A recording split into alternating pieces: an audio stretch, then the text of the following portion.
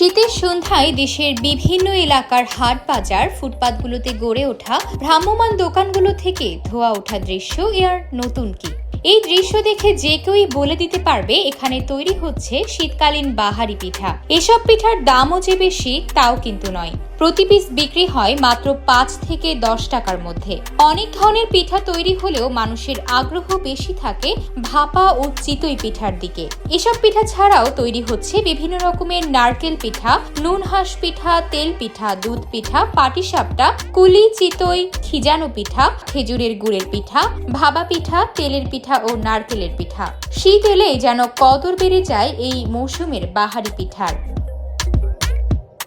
এমন দৃশ্য থেকে বাদ যায়নি দেশের দক্ষিণাঞ্চলের সাতক্ষীরা জেলা। রোববার সন্ধ্যায় সরেজমিনে জেলার রাজারবাগান সরকারি কলেজ মোড়ে ভ্রাম্যমাণ দোকানগুলোই পিঠা তৈরিতে ব্যস্ত সময় পার করতে দেখা যায় বিক্রেতাদের। জ্বলন্ত চুলার অল্প আঁচে তৈরি এসব পিঠা নিতে অপেক্ষা করছে নানা বয়সী মানুষ। শীতের শুরুতে আমাদের গ্রাম অঞ্চলে যে পিঠাগুলো তৈরি হতো, এখন তো দেখা যাচ্ছে সেই পিঠাগুলো এখন তৈরি হয় না, যার কারণে আমরা অনেক ক্ষেত্রে বাসা বাড়ি না খেতে পেরে আমরা দোকান থেকে কিনে খাচ্ছি। রাজারবাগান কলেজ মোড়ের এই পিঠা খুব নাম করা পিঠা, ভালো পিঠা। আপনি দেখেন যে পরিষ্কার পরিচ্ছন্নরা অনেক দূর দূরান্ত থেকেও লোকজন এখানে খেতে আসে। এই পিঠা খুব ভালো, খুবই সুস্বাদু এই পিঠা।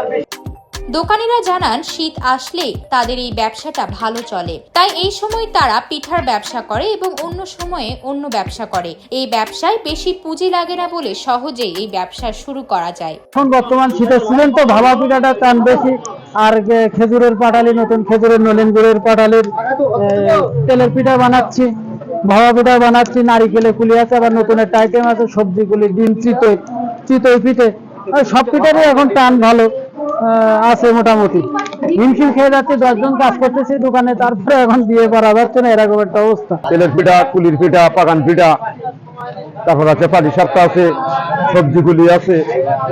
আমাদের এই পিঠি বানাই আমরা শেষ করতে পারি না, সারা রাত ধরে বানালেও ঘুরাইতে পারবো না। দোকানে 10 থেকে 12 জন কাজ করলেও ক্রেতা সামাল দিতে পারছে না তারা। জিনিসপত্রের দামের তুলনায় পিঠার দাম অনেকটা কম। এত ভিড় হয় যে তারা বানাতে বানাতে হিমশিম খেয়ে যায়। জ্বালানি হিসেবে খড়ি, অকেজো কাঠের টুকরা কিংবা গাছের শুকনা ডাল ব্যবহার করেন তারা। প্রতিদিনই এখানে ক্রেতাদের ভিড় লেগেই থাকে। বিক্রেতারা জানান শীত মৌসুমে পিঠা বিক্রি করেই তাদের সংসার চলে।